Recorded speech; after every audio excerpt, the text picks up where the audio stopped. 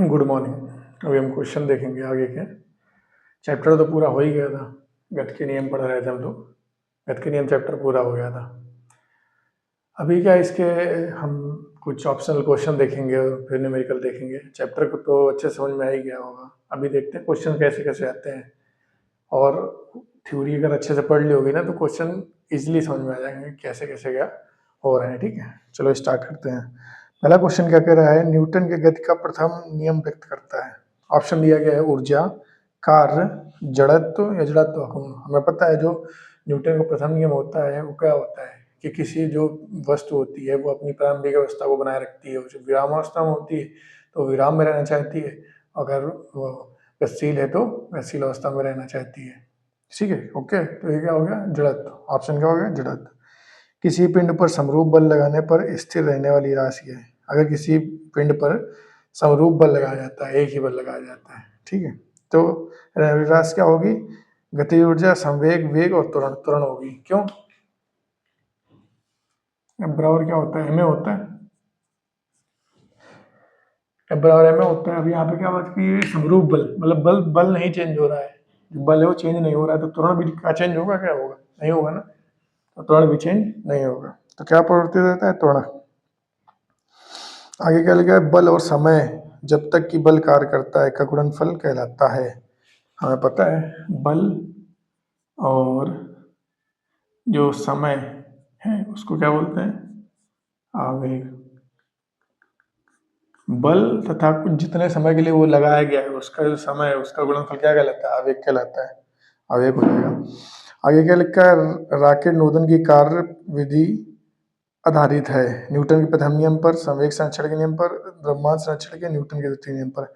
ये जो rocket launcher है ये संवेग संरक्षण के नियम पर आधारित होता है। किस पे, संवेग संरक्षण के नियम पे। एक घोड़ा गाड़ी को खींचता है तो जो बल घोड़े को आगे बढ़ाने में सहायता करता है वह है गाड़ी द्वारा घोड़े पे, पृथ्वी द्वारा घोड़े पे, पृथ्वी द्वारा गाड़ी पे, या घोड़े द्वारा पृथ्वी पे। अब ध्यान से समझो, वही वाला जो समझाया था थ्योरी में, कि अगर घोड़ा मान लो पृथ्वी पे लगा रहा है बल, जब घोड़ा जो है, मान लो ये घोड़ा, घोड़ा का पैर है यहाँ पे पृथ्वी पे लगा रहा है, तो अगर पृथ्वी उल्टा बल नहीं लगाएगी, इधर घोड़े से, घोड़े ने लगाया बल, अगर पृथ्वी उल्टा बल यहाँ से नहीं लगाएगी, प्रतिक्रिया बल नहीं देगी, तो क्या घोड़ा चल पाएगा। यहाँ पे अगर मान लो तेल फैला दे या कोई फिसलने वाली जगह होती है तो अगर क्यों नहीं चल पाएगा घोड़ा, घोड़ा तो दम लगा रहा है लेकिन वहाँ फिसल जाएगा, नहीं चल पाएगा, क्योंकि जो प्रतिक्रिया बल है वो नहीं बन रहा। तो घोड़ा क्यों चल पा रहा है, क्योंकि जो पृथ्वी है वो घोड़े के पैर में जो बल लगा रही है उसकी वजह से चल पा रहा है। ठीक है, तो इसमें ऑप्शन क्या हो जाएगा, पृथ्वी द्वारा घोड़े पे, पृथ्वी द्वारा जो घोड़े पे बल लगाया जा रहा है उसके वजह से चल पा रहा है। क्वेश्चन थ्योरी में बताया था ना कैसे क्वेश्चन आएंगे, समझ में आ गया। अगर यहीं पे पूछ ले तक कि मान लो कोई व्यक्ति है वो पैदल, मतलब पैदल क्यों चल पा रहा है, तो वो इसलिए नहीं चल पा रहा कि वो अपने पैर से दम लगा रहा है, पृथ्वी जो उल्टा दम लगा रही है, प्रतिक्रिया बल जो दे रही है उसके वजह से चल पा रहा है। ठीक है, एक क्षैतिज सड़क पर कार की त्वरित गति उस बल के कारण होती है, कार के इंजन द्वारा लगाया गया, कार के ड्राइवर द्वारा लगाया गया और सड़क द्वारा लगाया गया। देखो कार में भी वही है, पहिया घूमेगा, पहिया घूमता रहेगा, जैसे पानी में फंस नहीं जाता मिट्टी इट्टी में, तो क्या होता है, मिट्टी नहीं दे पाती उसको, तो क्या बोलते, वहीं घूमता रहता है, लेकिन वही रोड में बढ़िया आराम चलता है। जो वो सड़क जो है वो जो प्रतिक्रिया बल दे रही है उसी की वजह से कार चल पा रही है। ठीक है, इसमें आ जाएगा सड़क द्वारा लगाया जाता है। किसी लिफ्ट में वस्तु का भार कम प्रतीत होता है जब लिफ्ट एक समान वेग से नीचे उतर रही हो, एक समान वेग से नीचे उतर रही है, एक समान वेग से ऊपर जा रही है, त्वरण के साथ ऊपर जा रही है, मंदन के साथ ऊपर जा रही है। इसमें क्या होगा, अगर कम भार कम प्रतीत होता है, मैं इसको ऑप्शन को ध्यान से समझना, ये लिफ्ट है नीचे आती है, मैंने कहा था भार कब प्रतीत होगा, जब तुम नीचे आओगे, लेकिन अगर लिफ्ट ऊपर जा रही है तो उसमें क्या होना चाहिए, त्वरण। अगर त्वरण है तो भारी लगेगी। ठीक है, अगर त्वरण है उसमें तो वो क्या लगेगी, भारी लगेगी। एक चीज और है, मंदन, लास्ट वाला ऑप्शन ध्यान से समझो कि वो मंदन के साथ ऊपर जा रही है, किसके साथ में, मंदन। मंदन क्या होता है, मंदन का मतलब ये होता है कि पहले मान लो लिफ्ट जब शुरू हुई, नीचे से जब चलनी शुरू हुई, तो यहाँ पे जो त्वरण था क्या था, 10 मीटर पर सेकेंड स्क्वायर था। यहाँ पे एकदम त्वरण के साथ शुरू हुई, त्वरण के साथ शुरू हुई तो यहाँ पे भारी लगा, लेकिन जैसे ही यहाँ पे पहुंची बीच में तो इसमें क्या किया, मंदन शुरू कर दिया। मंदन कितना शुरू कर दिया, इसमें 5 कर दिया। अब जो त्वरण है वो एक प्रकार से वो कितना हो गया, 5 हो गया। तो यहाँ पे त्वरण कितना था, 10 था। तो यहाँ पे आपको भारी लगा होगा, क्यों, क्योंकि यहाँ पे फार्मूला होता है R बराबर mg प्लस ma। ये तो चेंज नहीं होगा, लेकिन जो ma है यहाँ पे कितना लोगे, 10 लोगे, तो जो भार है वो ज्यादा होगा कि नहीं होगा। लेकिन यहाँ पे कितना कर दिया, तुरंत 10 की जगह कितना कर दिया, 5 कर दिया उसने। मंदन का मतलब ये है कि लिफ्ट जब स्टार्टिंग में चलती है, यहाँ से जब नीचे से स्टार्टिंग में चलती है तो तेजी से लिफ्ट चलती है, लेकिन यहाँ ऊपर पहुंचने वाली होती है तो स्लो होती है ना, धीरे धीरे। ऐसा थोड़ी ना कि 10 की चाल से चल रही थी एकदम से जाकर 10 पे ही रुक जाएगी, नहीं रुकेगी ना, धीरे धीरे कम करके तब तो रुकती जाके। तो जो मंदन होता है ना, 10 से 5 होगा, 2 होगा, फिर 1 होगा। तो यहाँ पे जो मंदन हो रहा है तो उसमें ऊपर जाने में भी इसको हल्का लगेगा। क्यों, देखो ध्यान से, यहाँ आर और क्या हो जाएगा, M G plus M A ही होगा। लेकिन यहाँ पे कितना लोगे, यहाँ पे एक ही जगह कितना लोगे, 5 लोगे आप। तो यहाँ 10 था या 5 था, तो बार कम नहीं हुआ। यहाँ मान लो 20 आ रहा था, तो यहाँ पे 18 आएगा। अब यहाँ पे मान लो लिफ्ट एकदम पहुंचने वाली है, तो यहाँ पे त्वरण कितना बचा, मंदन 2 बचा। मान लो 2 बचा, तो आर कितना हो जाएगा, M G plus M A. तो यहाँ पे 2 लोगे तो क्या हो जाएगा, 10 ही बचे। तो यहाँ पे जो स्टार्टिंग में भार था वो पता लगा 20 था, फिर बीच में जहाँ मंदन हुआ 5 हो गया, और जहाँ पे लास्ट में पहुंचा 10 हो गया। तो कुल मिला के अगर ऊपर जाते टाइम, वैसे तो नीचे टाइम में हल्का ही होता है क्योंकि माइनस होता है जब लिफ्ट नीचे आ रही होती है, लेकिन जब भी मंदन के साथ लिफ्ट ऊपर जाती है, मंदन के साथ मतलब पहले तो त्वरण के साथ स्टार्ट किया उसने, लेकिन यहाँ पे यहाँ से क्या होगा, मंदन हो गया, यहाँ पे 10 था और यहाँ से कम करेगा स्पीड, 5 मीटर पर सेकेंड हो गया, 2 मीटर, तो इसको मंदन कहते हैं। जो त्वरण कम होता है ना तो उसको मंदन कहते हैं, और त्वरण बढ़ता है तो उसको त्वरण कहते हैं। ठीक है, तो ये मंदन हो गया। जैसे ही मंदन की वैल्यू कम हुई, मंदन हुआ, मंदन होते ही क्या होगा, आपका भार कम प्रतीत होगा। तो इसका ऑप्शन क्या हो जाएगा, लास्ट वाला, कि मंदन अगर हो रहा है और ऊपर की तरफ जा रहा है, क्योंकि नीचे का ऑप्शन नहीं था। अगर ये इसमें क्या देता कि नीचे आ रही है। एक चीज और है, इसमें ऑप्शन में क्या दिया गया है, एक समान वेग से अगर ऊपर नीचे आ रही है तो कोई फर्क नहीं पड़ेगा। एक समान वेग का मतलब क्या है कि त्वरण क्या है, 0 है। एक समान वेग से ऊपर जाए चाहे नीचे जाए, मान लो ऊपर जा रही है, M G plus M A होता है, ए 0 है तो ये आर बराबर कितना आ जाएगा, एम जी नहीं आ जाएगा। और ऐसे उसमें नीचे अगर आ रही है, आर बराबर क्या कितना होगा, एम जी माइनस का एम ए तो होगा। तो यहाँ पे क्या होगा, ए 0 है तो इसमें आर बराबर कितना हो गया, एम जी के, आर बराबर कितना हो जाएगा, एम जी के। कुल मिला के अगर किसी त्वरण नहीं है, वो एक समान चाल से चले, से एक समान चाल से ऊपर जाए या नीचे जाए, तो उसके भार में परिवर्तन नहीं होगा, आर बराबर एम जी के हो जाएगा अगर एक समान चाल से चल रही है।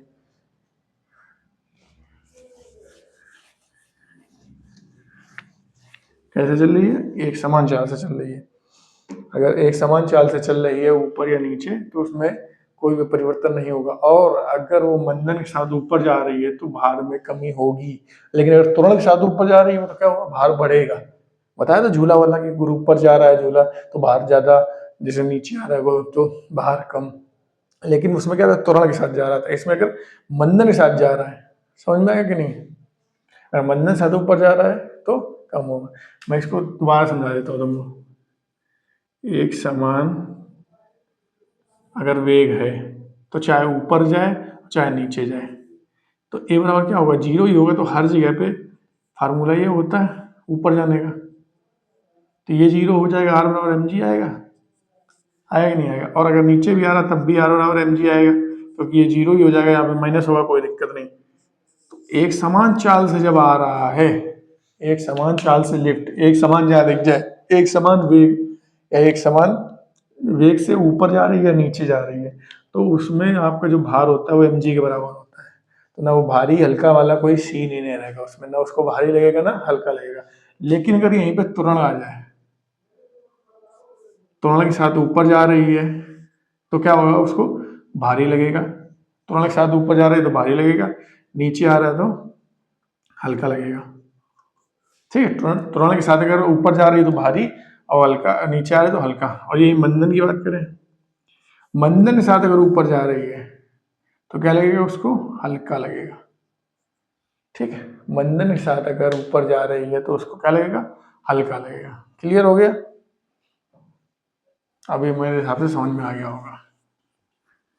ऊपर जाने में अगर कोई आपसे पूछे कि अगर कोई पिंड कोई लिफ्ट ऊपर जा रही है, कहाँ से, नीचे से ऊपर जा रही है, तो कब कौन सी ऐसी परिस्थिति है जब उस व्यक्ति को हल्का महसूस होगा जबकि भारी महसूस होना चाहिए। उल्टा मतलब ऊपर जाने में उल्टा मतलब हल्का महसूस कब होगा, कब होगा, जब वो मंदन के साथ जा रही होगी। ठीक है, ये पॉइंट याद रखना। अभी आगे चलते हैं। ये हो गया। अब क्या कह रहा है कि एक पिंड पर कार्यरत बल उसके वेग के व्युत्क्रमानुपाती है, तो पिंड का वेग होगा क्या, यह कार्यरत बल जो है वो उसके वेग के व्युत्क्रमानुपाती है। कोई दिक्कत नहीं है। एफ बराबर क्या उतना एम ए होता है, एम ए लिख दिया 1/, हो गया ना। एफ की जगह क्या लिख सकते हैं, एम ए लिख सकते हैं, तो एम ए की जगह क्या लिख सकते हैं, द्रव्यमान तो चेंज होता है, नहीं तो द्रव्यमान हटा देते हैं, एक जगह क्या लिख सकते हैं, V/T नहीं लिख सकते हैं।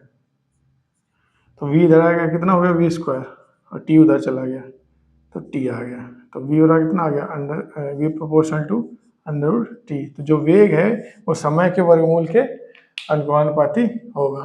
ठीक है, जो वेग है वो समय के वर्गमूल के अनुपाती होगा। ठीक है, कोई द्रव्यमान प्रारंभ में विरामावस्था में होता है, जब इस पर एक नियत बल लगाया जाता है तो इसके द्वारा किए गए विस्थापन में प्राप्त वेग अनुपाती होगा। कोई दिक्कत नहीं। पहले क्या है, कह रहा विरामावस्था में U बराबर क्या हो गया, 0 हो गया।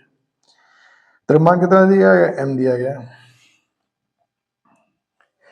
फिर क्या बोला है, कोई बल लगाया जाता है, बल मान लिया F मान लिया है, बराबर कितना हो गया ma, और विस्थापन कितना दिया माना, S को दिया गया विस्थापन भी मानने का S, तो हम फार्मूला लगा देंगे V² बराबर U² प्लस का 2as। V² को V² रखा, U² कितना है, 0 है क्योंकि विरामावस्था में था, 2as, तो V²/2s बराबर a की वैल्यू आ गई इतनी इस फार्मूले से। a बराबर कितना का V²/2s, इसको इधर ले आए। अब इसमें रख देंगे हम f बराबर क्या है, a की जगह कितना आएगा, V²/2s। ठीक है, सबसे पहले। अब की देखो क्या बोला है उसने कि जो नियत बल है, मतलब बल नहीं चेंज हो रहा है, ना विस्थापन चेंज हो रहा है, किसी क्या, अगर ये दोनों नियत हो जाए, ये दोनों नियत हो गए, मतलब ये चेंज नहीं हो रहे हैं, तो V बराबर कितना आ जाएगा, V² प्रोपोर्शनल टू 1/m के नहीं हो जाएगा, ये m/a में चला जाएगा, क्योंकि ये भी नियत है, ये भी नियत है, तो दोनों हट ही गए। बचा कितना, V² बराबर प्रोपोर्शनल टू 1/m, तो V बराबर प्रोपोर्शनल टू कितना होगा, 1/√m। अगर नियत बल है, उसमें देखो क्वेश्चन दिया गया नियत बल, एक नियत बल मतलब नियत, ये चेंज नहीं हो रहा और ये भी नहीं चेंज हो रहा विस्थापन, तो कितना हो जाएगा, V² प्रोपोर्शनल टू 1/m, तो V बराबर V प्रोपोर्शनल टू 1/√m, तो वेग किसके अनुपाती हो जाएगा, V प्रोपोर्शनल टू 1/m के हो जाएगा, √m के। अभी समझ में आ गया। उसने क्या विरामावस्था, तो ये 0 मान लिया, इसका प्लस 2h लगा दिया, फार्मूला a की वैल्यू निकाल ली, f बराबर कितना हो जाएगा, a की जगह कितना रख गया, ये और दोनों नियत है, विस्थापन और जो बल है वो दोनों नियत है, तो V² प्रोपोर्शनल टू 1/m के हो गया, V प्रोपोर्शनल टू 1/√m। अब क्या लिखा है, यदि 1000 किलोग्राम का एलिवेटर केवल में तनाव 1000 किलोग्राम भार है, तो एलिवेटर ऊपर की ओर त्वरित है, नीचे की ओर त्वरित है, ऊपर की ओर मंदित है, इनमें से कोई नहीं। अब ये बताओ, 1000 किलोमीटर का मतलब 1000 किलोग्राम का एलिवेटर है, एलिवेटर मतलब लिफ्ट है, और 1000 ही उसका भार दिखा रहा है। अगर ये लिफ्ट है 1000 की और R बराबर भी 1000 ही दिखा रहा है, तो इसका मतलब क्या है, हमेशा याद रखना। आर का फार्मूला देखो ध्यान से, फार्मूला देखो, ये है कि नहीं है फार्मूला, ऊपर है और चाहे नीचे जाए, ये ऊपर का फार्मूला हो गया कि नहीं हो गया, बताओ, ये ऊपर का फार्मूला हो गया आपका, ये कहाँ का हो गया आपका, ऊपर का फार्मूला क्या आएगा, ऊपर जाने का। ठीक है, यही अगर हम नीचे जाने का कहते हैं, अगर हम नीचे आके कहते तो क्या होता है, ये नहीं हो जाता है, अगर हम नीचे जाने को कहते हैं तो ये नहीं हो जाता है। अब ध्यान से देखते हैं, मगर अगर दोनों मतलब अगर, और भार क्या होता है, भार वैसे कितना होता है, वैसे भार कितना होता है, mg होता है, भार को क्या बोलते हैं, mg। अगर अगर किसी भी वस्तु में अगर त्वरण नहीं है, अगर ये नहीं है, दोनों में चाहे नीचे जाए या ऊपर जाए, त्वरण को मंदन कहते हैं। अगर यहाँ लोग मंदन या त्वरण नहीं है तो क्या होगा, भार क्या होगा, बराबर होगा कि नहीं होगा, क्योंकि ये कितना हो जाएगा 0, इसको अगर बंद कर लेता हूं मैं तो कितना बचेगा, आर बराबर एम जी, तो ये होगा ही नहीं। तो अगर त्वरण है नहीं, मतलब ए अगर 0 है कहीं पे भी, ए अगर 0 है तो वो बराबर हो जाएगा। अब इसमें का क्वेश्चन क्या कह रहा है कि जो 1000 दिया गया है वो 1000 के बराबर ही है, भार बराबर ही है एलिवेटर का, तो क्या है, मतलब त्वरण है ही नहीं उसमें, ना त्वरण है ना मंदन है। कुल मिला के अगर भार का बढ़ना है या घटना है, एक अगर कोई मोटी लैंग्वेज में बोले आपसे कि चाहे लिफ्ट में कोई व्यक्ति है उसका भार बढ़े या घटे, तो कब बढ़ेगा, जब उसमें ए होगा तभी बढ़ेगा या घटेगा, चाहे बढ़ना हो चाहे घटना हो, ए का होना जरूरी है। अगर ए नहीं होगा तो वो एम जी के बराबर हो जाएगा, काम खत्म हो जाएगा। तभी हमने क्या बताया, अगर एक समान वेग है, यानी कि त्वरण क्या है 0 है, और एक समान वेग से अगर ऊपर जाए चाहे नीचे जाए, व्यक्ति का जो भार रहेगा वो बराबर ही रहेगा, क्योंकि ये हो जाएगा 0, आर बराबर कितना हो जाएगा एम जी के। एक समान वेग से ऊपर जाए चाहे नीचे जाए, अगर त्वरण उसमें नहीं है, तो भार चेंज नहीं होगा कुल मिला के। तो इसमें क्या कह रहा है, सेम ही वैल्यू दी गई है दोनों की कि 1000 है, यानी कि त्वरण है ही नहीं इसमें। तो ऑप्शन क्या होगा इसमें, एक सेकेंड, तो इसमें ऑप्शन हो जाएगा इनमें से कोई नहीं, क्योंकि ऊपर वाला भी नहीं होगा, ऊपर की ओर त्वरित नहीं है, नीचे की ओर त्वरित नहीं है, मंदन भी नहीं है, तीन के, क्योंकि ए है ही नहीं, तभी तो बराबर होगा। कोई नहीं, इनमें से कोई नहीं। किसी पिंड पर आवेग का मान होता है उसके संवेग परिवर्तन की दर, हमने पढ़ा था संवेग परिवर्तन के बराबर, कि जो जे बराबर होता है वो क्या होता है, डेल्टा पी। आवेग जो होता है वो संवेग परिवर्तन के बराबर होता है, संवेग परिवर्तन की दर नहीं, संवेग परिवर्तन के बराबर होता है। ठीक है, इसमें दूसरा ऑप्शन दिया गया ना, उसके संवेग परिवर्तन की दर, ये मत लगा देना, यहाँ कोई बटे में नहीं है, दर नहीं है कि बटे टी लगा है, नहीं, वो संवेग परिवर्तन के बराबर है। किसके, संवेग परिवर्तन के बराबर है। जब कोई गोली बंदूक से दागी जाती है तो बंदूक प्रतिच्छेदित है। इस प्रतिच्छेपित गति को निम्न में से कम कर सकते हैं। बंदूक को भारी बनाकर, बंदूक को हल्का बनाकर, बंदूक चलाने वाले कंधे पर एक बैंड रखकर, बंदूक के कूले को हल्की धातु का बनाकर। तो बंदूक को क्या बनाकर, भारी बनाकर। ठीक है, गोली से बंदूक दागी जा रही है तो बंदूक क्या है, प्रतिच्छेदित होती है, तो उसको भारी बना देंगे थोड़ा सा, तो वो प्रतिच्छेदित नहीं होगी। ठीक है, आगे क्या लिखा है, जड़त्व का गुण प्रत्येक वस्तु में होता है, किसी वस्तु में होता है, किसी भी वस्तु में नहीं होता है, केवल गतिशील वस्तु में होता है। जड़त्व का गुण क्या होता है, प्रत्येक वस्तु में होता है, क्योंकि जड़त्व क्या है, चाहे विरामावस्था में हो या गतिशील हो, अपने में होने वाले परिवर्तन का विरोध करता है, तो वो कोई भी वस्तु हो सब में होता है, यानी प्रत्येक वस्तु में होता है। पृथ्वी से जुड़ा एक निर्देश तंत्र है, परिभाषा एक जड़त्वीय तंत्र है। ये याद रखना, पृथ्वी का जो जड़त्वीय तंत्र है वो जड़त्वीय तंत्र नहीं है, अजड़त्वीय तंत्र है, ये हमेशा याद रखना। जो पृथ्वी का है निर्देश तंत्र, पृथ्वी का जो निर्देश तंत्र क्या है, अजड़त्वीय, ये याद रखना, कहीं भी ऑप्शन आ जाए पृथ्वी का निर्देश तंत्र क्या है तो अजड़त्वीय है। तो इसमें क्या हो जाएगा, जड़त्वीय तंत्र नहीं हो सकता क्योंकि पृथ्वी सूर्य के परितः घूम रही है, और जड़त्वीय तंत्र नहीं हो सकता क्योंकि पृथ्वी अपने अक्ष पर घूम रही है। ठीक है, तो बी एवं सी दोनों सही है। ठीक है, क्योंकि वो पृथ्वी के चारों ओर चक्कर लगा रही है और पृथ्वी अपनी धुरी पर भी घूम रही है, इसलिए जड़त्वीय नहीं हो सकती है। ठीक है, आगे क्या है, क्रिया और प्रतिक्रिया, न्यूटन के गति विषयक तृतीय नियम में। ठीक है, तृतीय नियम पर क्या है, विभिन्न वस्तुओं पर कार्य करता है, बिल्कुल सही बात है, बिल्कुल सही बात है। अगर बोला जाए क्रिया प्रतिक्रिया, यहाँ से मैंने गेंद फेंकी, ये दीवार में लड़ी, ठीक है, दीवार में लड़ी, तो क्रिया प्रतिक्रिया, एक दीवार ने बल लगाया, एक लगाया किसने, गेंद ने, क्रिया प्रतिक्रिया। ठीक है, तो दोनों को अगर देखें तो दो वस्तुएं, सबसे पहले क्या है, विभिन्न विभिन्न वस्तुओं पर, अगर मैं कहूँ इसकी क्रिया कह दूँ, इसको जो गेंद लड़ी उसको क्रिया कह दिया, और जो दीवार ने पीछे फेंका उसको क्या बोला मैंने, प्रतिक्रिया बोल दिया। तो अगर ध्यान से हम समझेंगे यहाँ पे तो दो वस्तुएं, विभिन्न वस्तुएं, क्रिया गेंद पे काम कर रही है, प्रतिक्रिया दीवार पे काम कर रही है, मतलब विभिन्न वस्तुएं, पहला सही है यानी कि। विभिन्न वस्तुओं पर कार्य करती है। अब आगे क्या, परिवार में समान होते हैं, एकदम सही बात है। हमने पढ़ा था तृतीय नियम में कि परमाणु में समान होते हैं। अगर ये 5 न्यूटन का है तो ये भी 5 न्यूटन का बल लगाएगा उल्टा। फिर क्या है, विपरीत दिशाओं में कार्यरत होते हैं, एकदम सही। हमने भी पता है कि परिमाण में तो समान होते हैं लेकिन विपरीत दिशा में काम करते हैं, ठीक है। तो ये भी सही, यानी कि इसमें उपरोक्त में से सभी सही हो जाएंगे। अब क्या कह रहा है, किसी लिफ्ट के फर्श द्वारा उस पर खड़े व्यक्ति के पैर पर कार्यरत बल उसके भार से अधिक होगा। अब देखो यही है, यदि लिफ्ट क्या है, पहला ऑप्शन ऊपर जा रही हो तथा अवमंदित हो रही है, ऊपर जा रही है और अवमंदित हो रही है। अवमंदित का मतलब क्या है, अवमंदित का मतलब ये है कि उसमें मंदन हो रहा है। अगर ऊपर जा रही है और मंदन हो रहा है तो हमने क्या पढ़ा है, हल्की होगी चीज, और उसमें क्या पूछा है, भारी। पहला ऑप्शन गलत हो। दूसरा क्या, ऊपर जा रही है त्वरित हो रही है, मतलब तुरंत के साथ ऊपर जा रही है, यही सही होगा। तुरंत के साथ ऊपर जा रही है तो उसको भार प्रतीत होगा। नीचे आ रही हो तथा त्वरित होगा, नीचे जा रही है और त्वरण है तो क्या हमने पढ़ा था, क्या पढ़ा था कि चीजें हल्की होंगी, ठीक है, क्लियर। तो इसमें दूसरा ऑप्शन सही हो जाएगा। अब क्या है, छद्म बल का अस्तित्व केवल, छद्म बल का अस्तित्व जो होता है, ये याद कर लेना, छद्म बल का जो अस्तित्व होता है वो किसमें होता है, आजड़त्ती निर्देश तंत्र में होता है। किसमें, आजड़त्ती निर्देश तंत्र में। छद्म बल होता है वो कौन सी जड़ती कौन से निर्देश फ्रेम में काम करता है, आजड़त्ती में, ठीक है। और जो शुद्ध बल होता है, शुद्ध बल जो होता है वो किसमें काम करता है, जड़त्ती में काम करता है। तो इसमें क्या हो जाएगा, इसमें भर देंगे हम आजड़त्ती।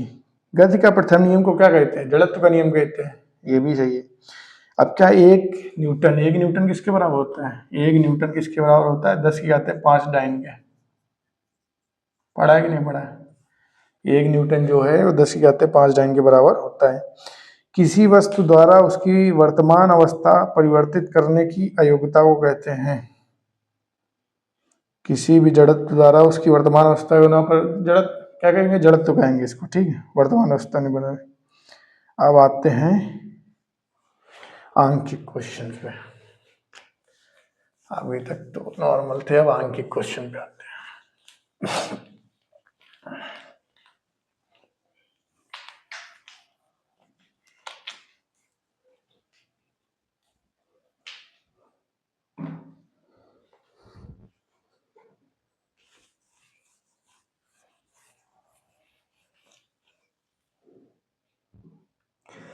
क्या कह रहा है, संतुलन में यदि 3 समतली एवं संगत बलों के बीच कोण कितना है, 90 डिग्री, 150 डिग्री और 120 डिग्री हो, तो 2 बलों का परिणाम दिया गया और तीसरा बल पूछा गया है, ठीक है, तीसरा बल पूछा गया है, कोई दिक्कत नहीं है।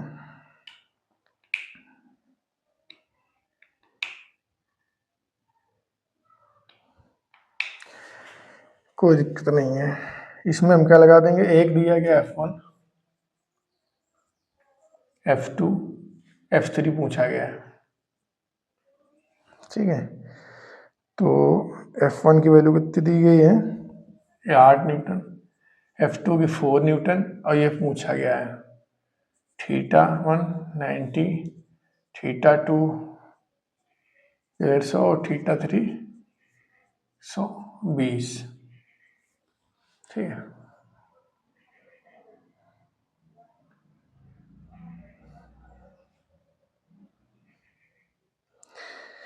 इसमें कोई दिक्कत नहीं है। इसको करने के लिए हमें क्या करना है, अब हम ध्यान से समझें।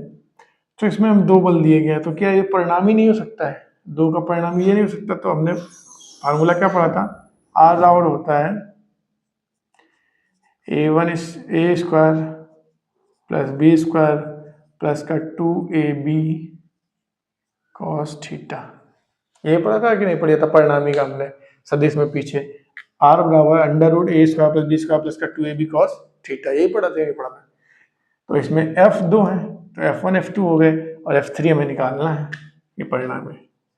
तो F3 बराबर क्या आ जाएगा, रूट इधर 8 का स्क्वायर 8 64 प्लस इधर 4 का स्क्वायर 4 चौको 16 प्लस 2 8 आ गया F1, F2 कितना है 4 है, cos 120, ये वाला थीटा लेंगे क्योंकि इसका पूछा गया ना, क्लियर।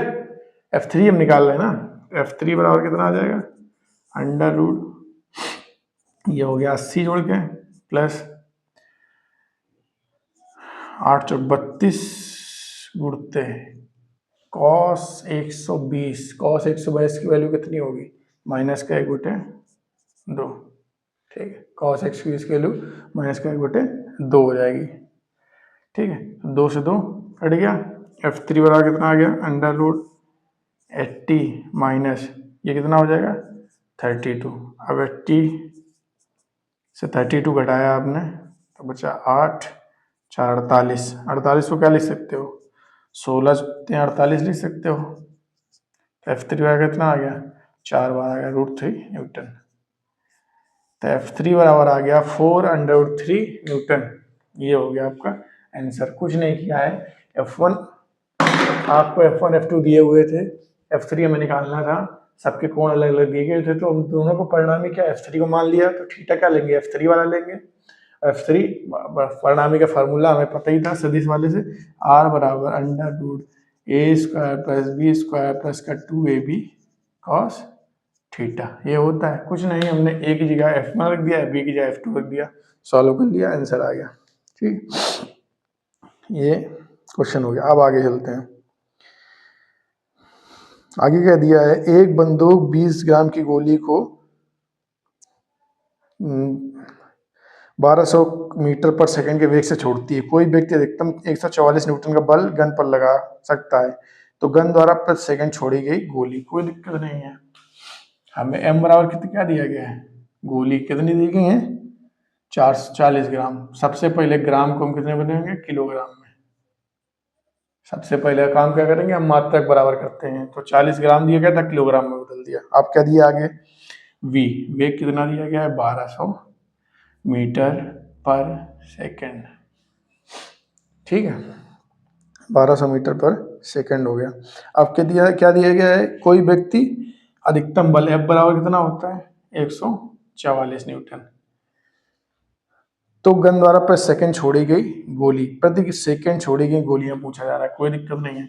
F बराबर फार्मूला क्या होता है हमारा, ma होता है। ध्यान से देखें, हमें F पता है, m पता है, लेकिन a नहीं पता है, तो हम F बराबर m, a बराबर क्या होता है v/t नहीं होता है, वेग परिवर्तन की दर, तो हम यहाँ पे v/t नहीं ले सकते हैं, v/t लिख सकते हैं नहीं ले सकते हैं। अब कोई दिक्कत नहीं, F कितना है, F दिया गया 144। अब ये एक गोली की बात की गई तो n का गुणा कर सकते हैं यहाँ पे, क्योंकि कई सारी गोलियां है ना, ये तो एक गोली की बात कर दी गई, लेकिन हमें निकालनी कितनी गोलियां थी, तो n का गुणा कर दिया, तो n गुणते m की वैल्यू कितनी है 40/1000 गुणते v की वैल्यू कितनी है 1200, और यहाँ पे t बटे में रहेगा, कोई दिक्कत नहीं। अभी 2 जीरो से 2 जीरो खत्म हो गया, 1 जीरो इससे खत्म हो गया, ठीक है। अब इधर बटे में ले आएंगे 4, ये 12 आ गया बटे में, इधर क्या होता है n/t, 12 चौक 44, 4 3 12, n/t बराबर कितना आ गया 3। तो प्रति सेकंड की बात की है, कितना प्रति सेकंड, मतलब सेकंड का मतलब t कितना लेंगे 1, तो n बराबर कितना आ गया 3, तो 3 गोली पर सेकंड छोड़ेगा, ठीक है, कितना छोड़ेगा 3 गोली पर सेकंड। कुछ नहीं था, m की वैल्यू दे दी गई थी, हमने किलोग्राम बदल दिया, वेग दिया गया था, बल दिया गया था। कितनी गोलियां थी, ये एक गोली के लिए F बराबर ma लगता, लेकिन हमें क्या कई सारी गोलियां निकालनी, तो n का गुणा कर दिया, इसमें रखी वैल्यू हल कर लिया, आ गया, ठीक। अभी आगे चलते हैं, तीसरा नंबर, ठीक है। तीसरा नंबर क्वेश्चन क्या है, m द्रव्यमान का एक गोला जो कि विश्राम अवस्था में, ठीक है, एक जो गोला है, मान लो ये गोला है, ठीक है, ये विश्राम में, मतलब इसका क्या है, वेग क्या है इस समय 0 है, वेग क्या है 0, विश्राम अवस्था में 3 भागों में टूट जाता है। इनमें 2 भागों का द्रव्यमान m/4 तथा m/4 है। इनमें से प्रत्येक पहला भाग जो है और दूसरा भाग, इनका कितना द्रव्यमान m/4 और m/4, जो तीसरा होगा वो क्या होगा, दोनों का जोड़ करके इससे घटा नहीं देंगे, इन दोनों का जोड़ के बड़े वाले से घटा देंगे, क्योंकि इसी से टूटा है ना, तो ये छोटे 2 भागों का जोड़ लेंगे, ये हो जाएगा m/2, m/2, तीसरे वाले कितना आ गया m/2 आ गया द्रव्यमान, ठीक है।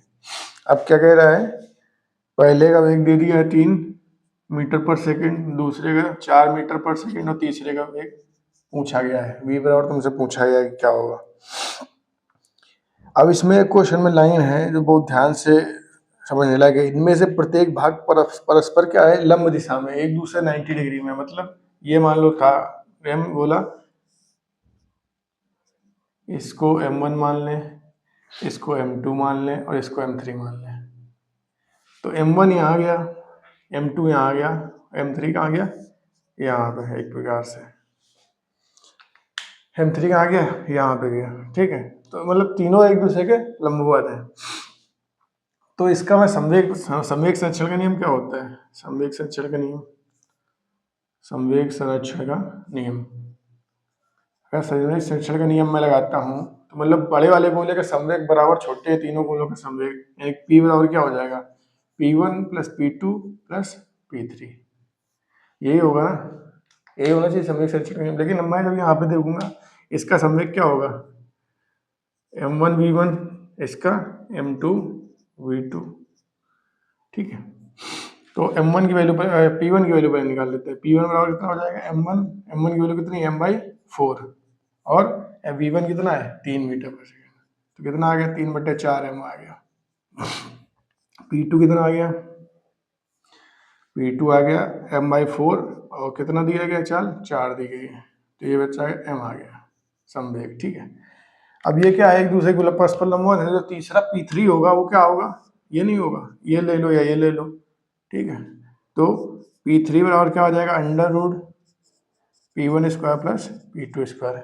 यही तो होता है, अगर ये दोनों दिए गए हों और इसका निकालना हो तो क्या लगाते हैं, p3 बराबर मतलब r बराबर क्या होता है, √a square plus b square, यही होता है। सेम अगर ये दिया होता है a b और ये निकालना होता है तो हम क्या लगाते हैं, r मान लो निकालना है, r बराबर √a square plus b square, तो वही लगा दिया। p1 का स्क्वायर मतलब 3/4 का होल स्क्वायर प्लस m का, p2 m स्क्वायर हो गया। तो p3 बराबर आ गया आपका √9m square upon 16 plus m square. अब एलसीएम ले लेंगे, एलसीएम लेंगे 16 ऊपर 16 9 25 हो जाएगा, 25m स्क्वायर मतलब 5/4m। p3 बराबर कितना आ गया, 5/4m। अब हम आराम से लगा सकते हैं p3 क्या लिख सकते हैं, m3v3, p बराबर mv होता है तो p3 mv लिख दिया 5/3m। अब हमने क्या निकाला था m3 की वैल्यू, m/2 रख देंगे। v3 की वैल्यू हमें निकालनी है 5/3m, m से m खत्म हो गया, v3 बराबर कितना आ गया, 5 10, 10/3, 3.33 करके हो जाएगा। ठीक है, क्लियर, ये आंसर हो जाएगा v3 का।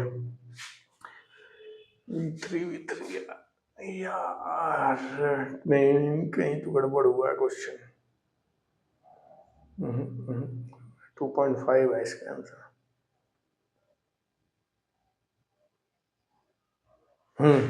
यहाँ पे गलती कर दी,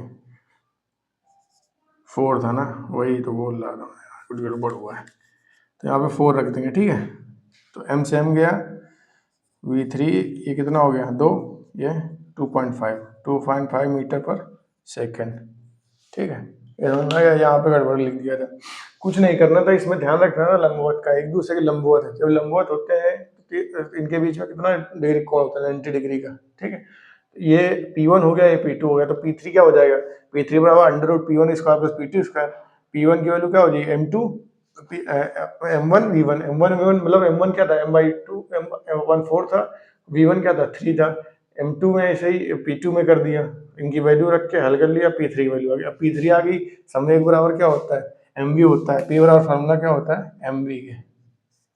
तीसरे की बात की गई थी तो p3 बराबर कितना हो जाए m3v3, v3 की वैल्यू निकाल ली 2.5। लंबवत वाला ध्यान रखना कि अगर वो लंबवत ना देता तो सिंपल हम लगा देते p बराबर p1 plus p2 plus p3 है वो भी, लेकिन उसने पहले ही दे दिया ना कि लंबवत है। थोड़ा सा अलग टाइप का है, एक हल्की डोरी घर्षण रहित घिरनी के ऊपर से गुजरती है, उसके एक सिरे पर m तथा दूसरे सिरे पर 3m के द्रव्यमान बंधे हुए, तो निकाय का त्वरण क्या होगा। सिंपल सा है, मान लो ये घिरनी है, घिरनी में इधर 3m है इधर m है, ठीक है। ये नीला हो गया, सूखा साइड नहीं बचा गया इसमें।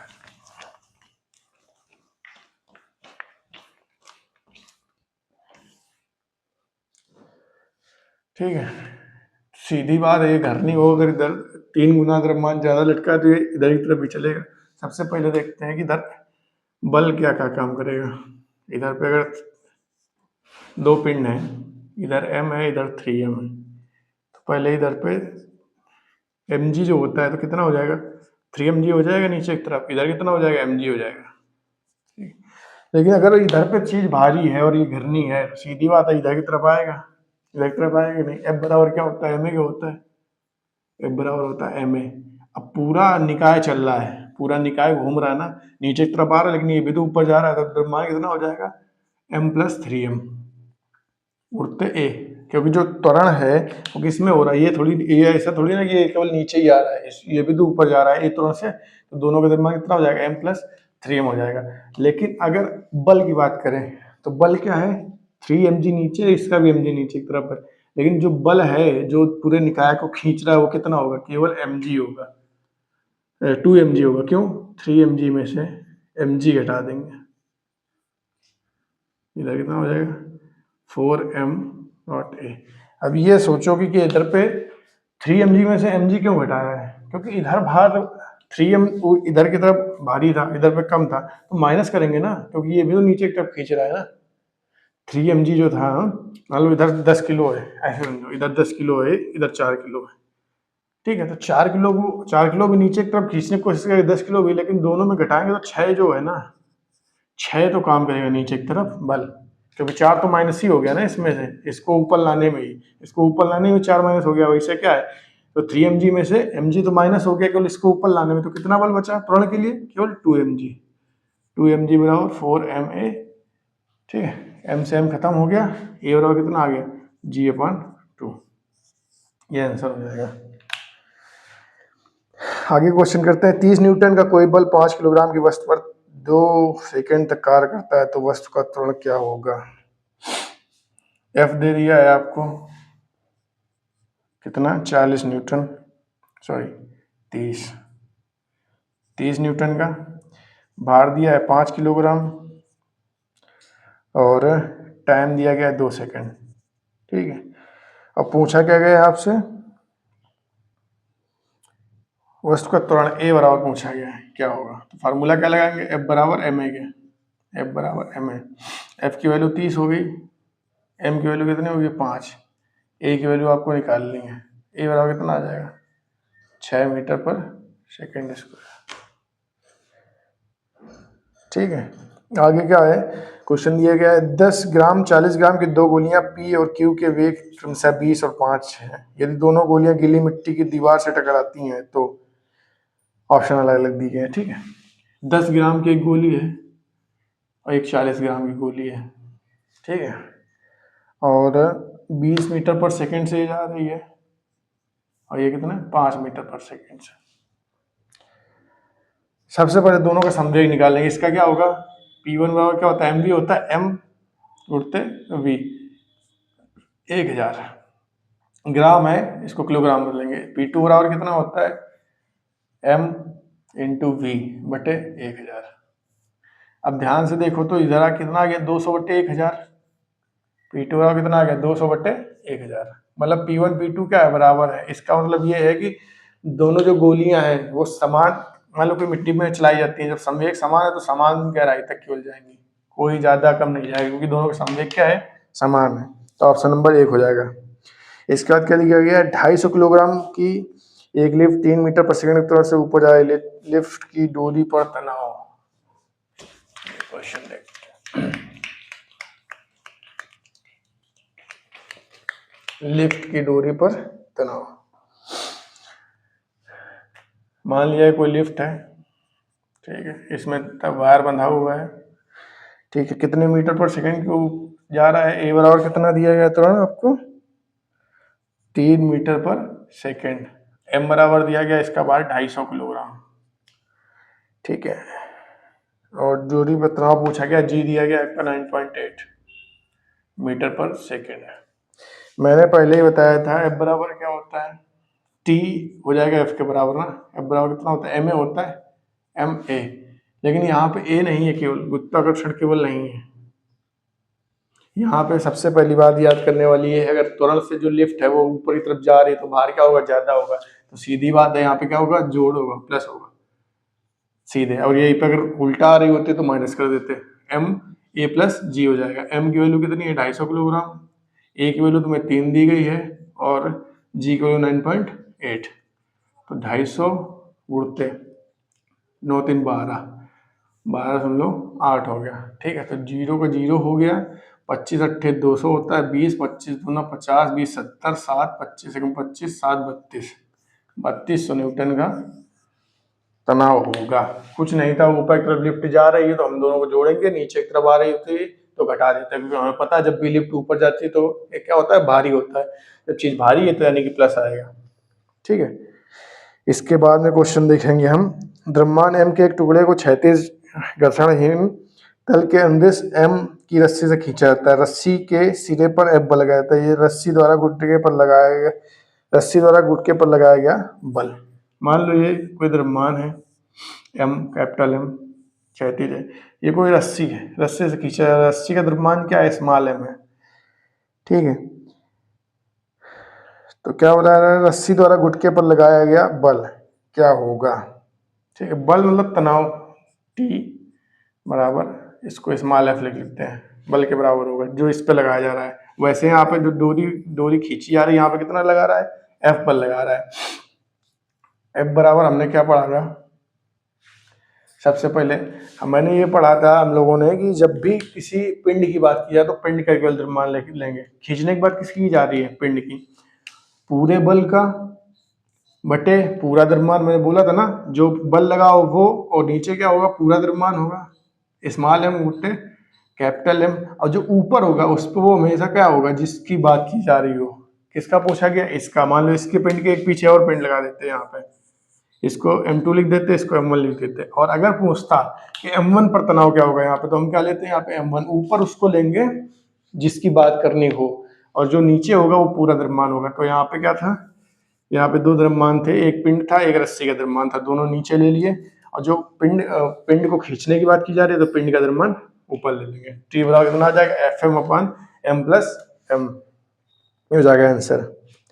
इसके बाद देखते हैं, निम्न में से कौन सा समीकरण सभी परिस्थितियों में लागू नहीं होता। F बराबर MA, ये हमेशा याद रखना है, सभी परिस्थितियों में लागू नहीं होता है। एक दिया गया क्वेश्चन, 5 मीटर की ऊंचाई से 20 किलोग्राम की गेंद को गिरा दिया जाता है। क्वेश्चन अच्छा है, क्वेश्चन ये भी अच्छा है।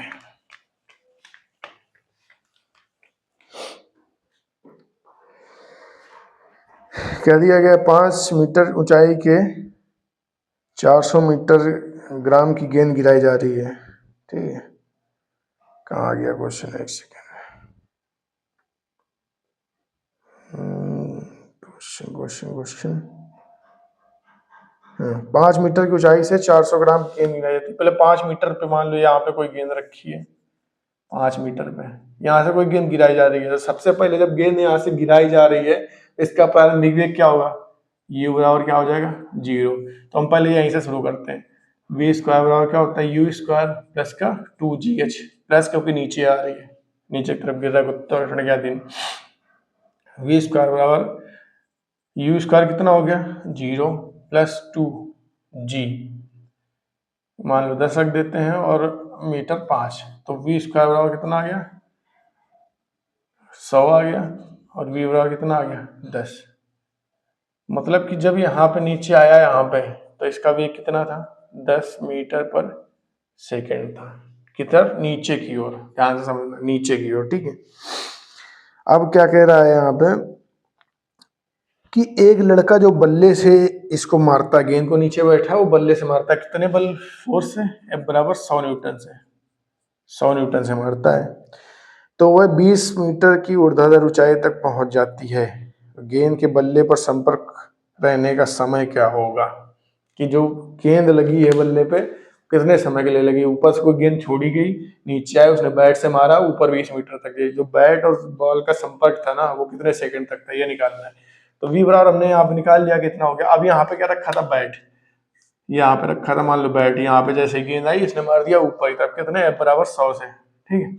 तो यहाँ से अगर मैं बात करूं तो प्रारंभिक वेग इसके लिए अभी क्या है, अभी हम निकालेंगे v² बराबर दूसरे वाले के लिए u² माइनस का 2gh, क्योंकि क्या है गुरुत्वाकर्षण के विपरीत जा रहा है ना, तो अंतिम वेग क्या हो जाएगा, 0 हो जाएगा। ये 20 मीटर पे वापस पहुंचा ना, दोबारा इसने बैट से मारा तो 20 मीटर ऊपर गया, तो यहाँ पे क्या हो जाएगा, अंतिम वेग 0 हो जाएगा। प्रारंभिक वेग हमें पता नहीं है, क्यों नहीं पता, क्योंकि जब उसने मारा है तो कब वो तेज मारा हो, प्रारंभिक वेग हमें पता नहीं। -2g की वैल्यू 10 हो गया और h की वैल्यू 20 हो गई, तो u² बराबर कितना आ गया 400, यानी u बराबर कितना आ गया 20, u बराबर कितना आ गया 20। अब देखो यहाँ पे प्रारंभिक वेग कितना हो गया 20 मीटर पर सेकेंड। अभी ध्यान से समझने वाली बात यह है, 5 मीटर लंबे था, वहां से कोई गेंद गिराई गई, उसका प्रारंभिक वेग क्या हो गया, u बराबर 0 लग दिया। लेकिन जब वो नीचे आई ना, जब नीचे आई तो कितनी की गति की होगी, 10 मीटर पर सेकेंड। अब उसने बल्ला घुमा के मारा, जैसे ही घुमा के मारा गेंद लड़ेगी कितनी भी स्लो 10 से आ रही, लेकिन जब उसने तेज मारा तो बहुत तेजी से जाएगी ना, कितनी होगी इसकी, उसकी स्पीड उस टाइम पे कितनी होगी, जब बल्ले से लगने के बाद गई 20 मीटर पर सेकेंड होगी। लेकिन जैसे ही वो 20 मीटर ऊपर पहुंची तो यहाँ पे अंतिम वेग क्या हो जाएगा, 0 हो जाएगा। तो अंतिम वेग 0 ले लिया, u में पता नहीं था कि मारने के बाद कितना तेज गया है, तो हमने हल कर लिया और u की वैल्यू निकाल ली 20। अब यहाँ पे क्या हुआ, संवेग संरक्षण का नियम लगा देंगे हम। क्या लगाएंगे, संवेग संरक्षण का नियम। संवेग संरक्षण का नियम लगाएंगे, क्योंकि जो आवेग होता है, हमने पढ़ा है आवेग, आवेग बराबर होता है संवेग में परिवर्तन, यही होता है ना, आवेग बराबर होता है संवेग में परिवर्तन। आवेग क्या होता है, F इंटू डेल्टा टी। थोड़े समय के लिए अधिक बल लगता है तो उसके दोनों के गुणनफल क्या कहलाता है, आवेग कहलाता है।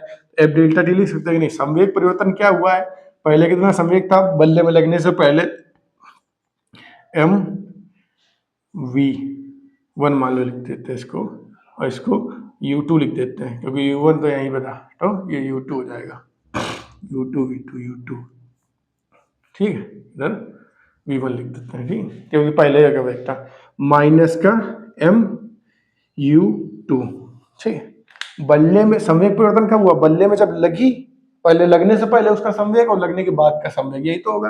तो बल कितना दिया था 100, t हमें निकालना है, m कॉमन ले लेते हैं। अब v की वैल्यू कितनी है 10, माइनस u की वैल्यू कितनी है 20।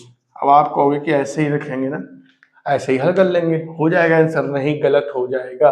क्यों, ध्यान से देखो, वेग देखो, जब ये गेंद नीचे आ रही थी तो 10 मीटर पर सेकेंड था, मतलब इसकी दिशा क्या थी, नीचे की तरफ थी। और जब बल्ले से मारा तो क्या हो गई दिशा, ऊपर की तरफ होगी, किधर होगी, ऊपर, विपरीत दिशा में होगी। तो हमने, हाँ ठीक है, हमने दोनों को पढ़ा है कि नहीं पढ़ा है, कि जब भी मतलब जो वेग होता है वो क्या होता है, वेग क्या होता है, वेग सदिश राशि है। वेग क्या है, सदिश राशि है, सदिश राशि है। तो अगर मैं इसको प्लस में लेता हूं तो इसको मुझे -20 लिखना पड़ेगा, क्योंकि ये जो दिशा इसकी क्या है, विपरीत है। -20 तो है लेकिन किधर है, विपरीत दिशा में है, दोनों विपरीत हो गई, ये नीचे की तरफ वेग था, ये ऊपर की तरफ है, इसलिए -20 लेंगे। तो इधर 100t बराबर कितना आ जाएगा, m की वैल्यू कितनी थी, गेंद का भार कितना था, गेंद का भार था 400 ग्राम, तो 400 ग्राम को 1 किलोग्राम में बदल देंगे। इधर कितना आ गया 30 आ गया, इधर 1 0 से 1 0, 1 0 से 1 0, 1 0 से 1 0, तो t बराबर कितना आ गया 12, 0.12 सेकेंड, भाग दे देंगे 100 को।